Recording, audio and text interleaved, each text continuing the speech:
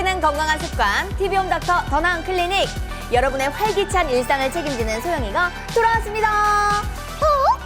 오늘은요, 작은 상처로 시작되는 감염병에 대해서 알아볼까 하는데요. 원인과 치료법까지 선생님 모시고 이야기 나눠보도록 하겠습니다.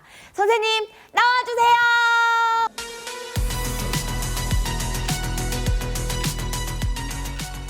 퐁! 어머! 갑자기 여기서 누군가 나타난 것 같은데? 아이고! 선생님, 언제 나오셨습니까? 안녕하십니까. 안녕하십니까. 누구신지 한번 카메라에 대고 인사 부탁드리겠습니다. 네, 안녕하세요.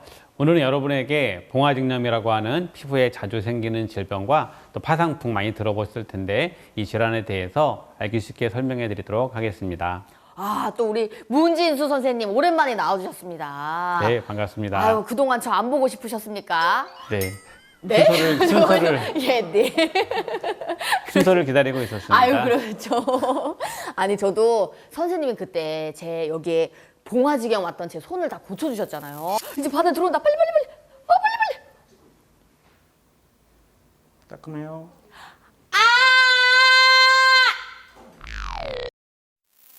오늘의 주제가 또 이 봉화지겸 아니겠습니까? 또 이렇게 살다 보면 크고 작은 상처가 생기기 마련인데요. 이게 병으로 발전할 수 있다고 하니까 제가 한번 또 경험을 해보니까 덜컥 겁이 나더라고요. 이렇게 긁히고 찔린 상처 가볍게 넘기면 안 되겠죠?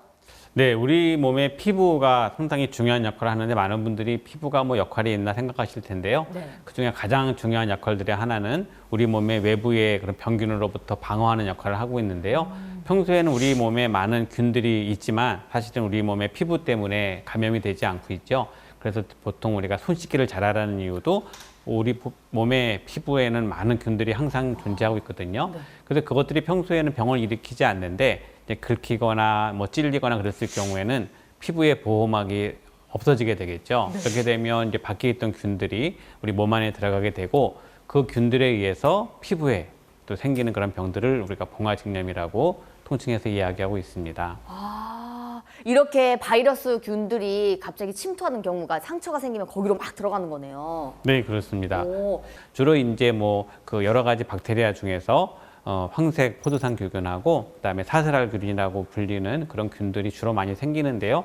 그 외에도 많은 다른 우리가 뭐 콜레라라든지 아니면 디프테리아 여러 가지 박테리아들이 세균들이 우리 몸에서 계속 분식하면서 이러한 병을 유발하게 됩니다.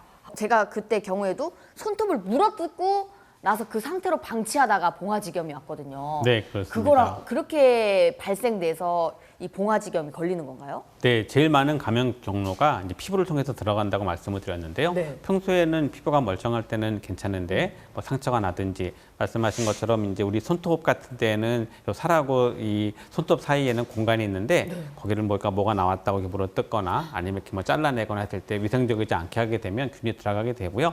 또 그렇게 균이 들어가지 않아도 이제 무좀이 있는 분들을 발가락 사이 같은 데는 무좀균에 의해서 무좀이 있다가 그렇게 습하고 바람 잘 안 통하고 공기 안 통할 때 균들이 주식하면서 또 만들기도 하고요. 뭐 그렇게 찔리고 또 이제 뭐 동물들한테 물릴 수도 있고요. 그 여러 가지 피부에 결손된 곳에 이제 박테리아가 들어가게 되면 이 세균들에 의해서 증식하면서 거기에 염증이 생겨서 주로 봉화증염이 생기게 됩니다. 아, 혹시 이런 질병들은 전염이 될까요? 네, 보통 이제 생긴 균들이 우리 몸에 있는데 이것들을 상처가 있는 다른 사람에게 줄 때는 감염이 될 수는 있지만 봉화증염이 있는 사람과 같이 있다고 해서 전염이 되는 건 아니고요. 네. 이제 그 상처에 있는 균들이 이제 농약이랑 같이 있잖아요. 그 균들을 만져서 상처 있는 사람에게 줬을 때 그럴 때는 감염될 수 있지만 사실 드물고요.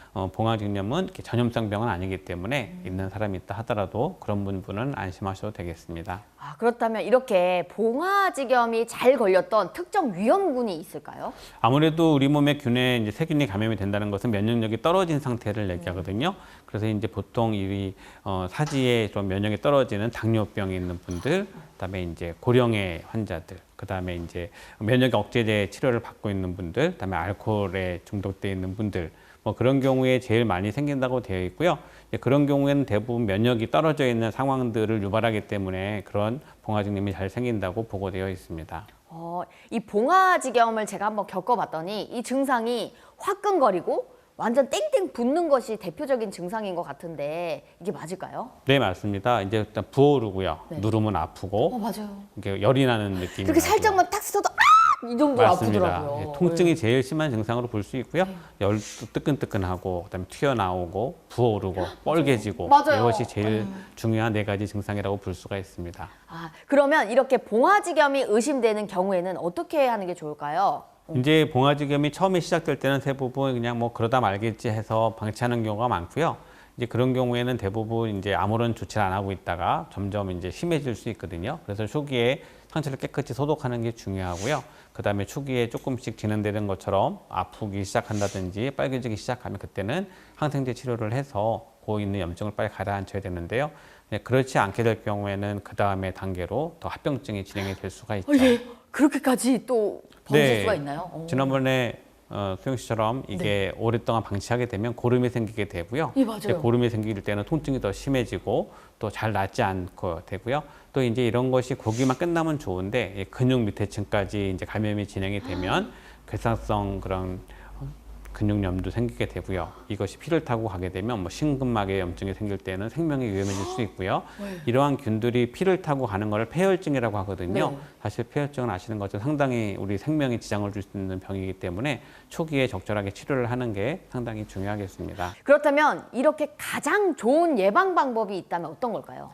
네, 우리가 처음에는 누구나 생기는 걸 알 수 있거든요. 그러니까 조금 아프기 시작했고 상처 났는데 얘가 좀 빨개지고 부어오르네 이렇게 됐을 때 얼른 병원을 찾으셔가지고 적절한 항생제 치료를 하시면 대부분 좋아질 수 있거든요. 그럼 일단 뭐 가까운 데서 소독제를 사셔가지고 소독을 하시든지 아니면 병원에 가시든지 해서 깨끗이 상처를 씻어내는 게 중요하고요. 그다음에 괴사 조직이 생겼을 때는 빨리 그걸 절제해서 떼어내야 되고요. 그 다음에는 적절한 약을 쓰는 게 제일 중요한 치료라고 볼 수 있겠습니다. 그렇다면 이번엔 상처를 파고드는 또 다른 감염병이죠. 이번엔 파상풍입니다. 흔히 녹슨 못이나 아니면 칼에 찔리면 걸린다고 생각을 하거든요. 맞을까요? 네, 뭐 그 부분도 틀린 부분 아니지만 더 넓은 여러 가지 이유들을 가지고 파상풍이 올 수 있는데요.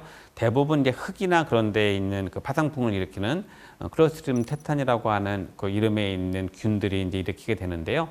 그런 균들이 대부분 흙에 많이 이렇게 분포되어 있다고 하고 그래서 이제 뭐 밭 같은 데서나 흙에 노출된 곳에서 상처 입었을 때 많이 생기고요. 동물의 위장 내에도 동물의 입에도 살고 있기 때문에 우리가 뭐 개나 고양이에 물렸을 때 야생동물 물렸을 때도 생길 수 있다고 하고요. 화상을 입었을 때에도 피부에 그런 보호막이 더 없어졌다고 생각할 수 있기 때문에 그럴 때 생길 수 있어서 화상을 입었는데 거기에 파상풍이 걸릴 수도 있는 거예요. 그래서 화상을 심하게 입었을 때도 파상풍 주사를 꼭 맞게 되는 이유가 그렇게 보고된 일이 있고요. 우리나라의 뭐 통계를 보면은 1년에 한 30-40건 정도 평균적으로 이렇게 파상풍이 있다고 보고가 되고 있다고 하니까 사실 되게 드물지 않은 그런 병이고요. 많은 분들이 이제 뭐 상식적으로 아시기 때문에 다들 병원에 오실 때 뭐 찔려서 오시면 파상풍 주사 맞으러 왔어요. 예, 막 이렇게 하시는데 사실은 그만큼 우리가 이제 의학에 대한 정보가 있어서 많은 사람들이 잘 알고 계시는 거고요. 그래서 적절하게 그렇게 상처가 있거나 찔리거나 그런 위험이 있을 경우에는 반드시 치료를 받는 게 좋습니다. 그런데 이렇게 파상풍 뭐 어디 못에 찔리거나 이러신 분들은 즉각적인 반응이 일어나진 않거든요. 그래서 약간 병원을 좀 늦게 찾아가시는 분들이 있는데 이건 왜 늦게 찾아올까요? 네, 파상풍 잠복기가 있어서요. 뭐 문헌 보고에 따르면 하루부터 3주, 1일부터 20일이라고 되어 있는데 기네요 생각보다. 네, 대부분은 2주 안에 발병된다고 되어 있고요. 발병이 빠를수록 예후가 안 좋기 때문에 균이 뭐 세고 독하다는 의미일 수 있겠죠. 근데 대부분 뭐 일주일에서 2주 사이에는 발병되는 걸로 되어 있기 때문에 그 정도는 지켜봐야 되고요. 뭐 신생아 같은 경우에는 조금 더 발병이 빠르다라고 보고되어 있으니까 적절하게 그런 거를 따져가지고 다치면 바로 치료받는 게 좋겠습니다. 그렇다면 이렇게 파상풍이 의심된다 했을 경우에는 검사부터 받아보는 게 좋을 것 같긴 한데요. 어떤 방법이 있을까요? 파상풍은 혈액 검사로 해서 정확하게 알 수 있는 법은 많지 않고요. 이제 균에 그 다친 상처에서 균을 동정해서 파상풍 균을 찾는 경우도 있지만 그런 경우가 없기 때문에 대부분 환자의 병력이나 증상을 보고 진단하는 경우가 제일 많고요. 뭐 진단하는 방법이 여러 가지 있는데 이 파상풍 균은 대부분 신경에 영향을 미쳐서 우리 신경에 마비시키는 일을 하게 되는데 또 대부분 뭐 흔히 볼 수 없지만 파상풍에 이제 감염이 된 사람들은 이렇게 막 등이 이렇게 활처럼 휘는 그런 것을 볼 수가 있고요. 파상풍인데 등이 휜다고요? 우리 몸의 그 척추에 있는 근육을 강직시키기 때문에 오. 이렇게 근육이 당긴다고 해야죠. 그다음에 이제 얼굴에도 파상풍이 생기게 되면 먹지를 못하고 그래서 이제 가장 간단한 검사 중에 하나가 이렇게 목 안에다가 우리 혈압자라 그러죠. 이렇게 목이 부었나 편도볼 때 보는 걸 이렇게 이렇게 세요? 넣어보면 네. 네, 그걸 넣어보면 일반적으로는 기침하거나 구역질을 하는 게 일반적인데 그런 경우에 꽉 그걸 다물어 버리는 근육 강직이 오는 그러한 특이한 증상이 있어서 알 수 있는데 그 밖에 몇 가지 방법들이 있지만 뭐 이렇게 우리가 정확하게 피 검사를 통해서 알 수 있는 건 아니고 그런 임상적인 걸 봐가지고 증상에 대해서 진단을 붙이게 됩니다. 아, 그렇다면 이 이제 그 코로나 예방 주사가 있었던 것처럼 이 파상풍도 예방 주사가 있나요? 네, 또 파상풍 예방 주사에 대해서는 많이 아실 거예요. 뭐 어릴 때부터 보통 우리가 맞기 시작해가지고요. 파상풍 주사를 맞게 되면은 어느 정도 예방할 수가 있는데 파상풍은 사실은 균에 대해서 이렇게 예방을 하는 우리가 코로나처럼 그런 게 아니고요. 왜냐하면 파상풍은 좀 독이 특이해서 조그만 미량의 독만 나와도 이 균이 번식하기 전에 벌써 사람에게 증상을 나타나게 되거든요. 그래서 예방 주사라고 하면 그 파상풍의 톡소이드라고 파상풍에 그 나와 있는 그 독소에 대한 반응을 빨리 할 수 있어서 그걸 막는 그런 특이한 그 예방 주사를 맞게 되는데 그걸 맞게 되면 우리가 어느 정도 파상풍을 예방할 수가 있습니다.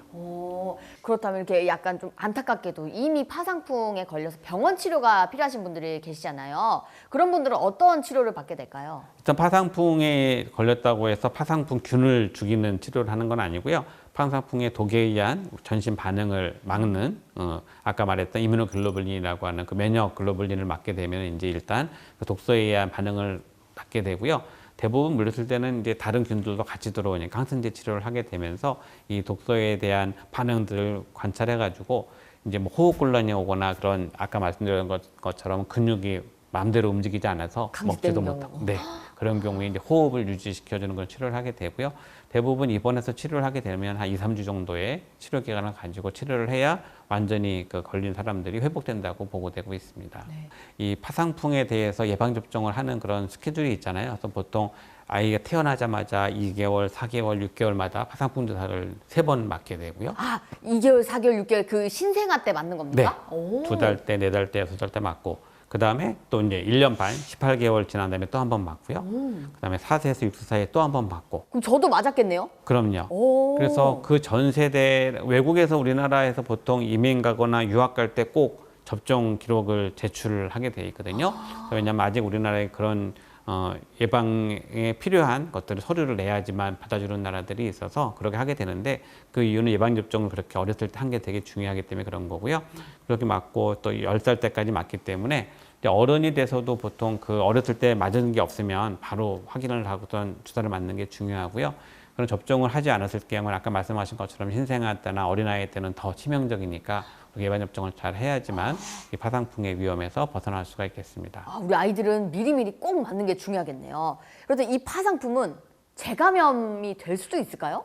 네, 아까 말씀드린 것처럼 이 파상풍을 균에 대해서 우리가 막는 게 아니거든요. 이제 코로나는 균을 찾아서 그 균에 대해서 우리가 예방주사를 맞는 거기 때문에 같은 균에 대해서는 걸리지 않는다. 물론 이제 어느 정도 기간이 지나면 다시 걸리지만 파상풍 자체는 파상풍에 나오는 그 독소에 대해서만 예방이 되는 거기 때문에 우리가 균은 언제든지 다시 재감염될 수 있어서 반드시 예방접종을 하는 게 중요하겠습니다. 예방 접종을 맞고 그런 다음에 한번 파상풍 걸렸다가 또 예방 접종을 맞게 되는 건가요, 그럼? 그렇죠. 정말 이 파상풍과 이 봉화지경 정말 걸리고 싶지 않지만 걸릴 때를 미리 대비하는 게 굉장히 중요할 것 같습니다. TV홈 닥터 더나은 클리닉 다음 시간에도 유익한 건강 정보로 찾아뵙도록 하겠습니다. 자, 그럼 오늘도 여러분 건강하세요. 건강하세요.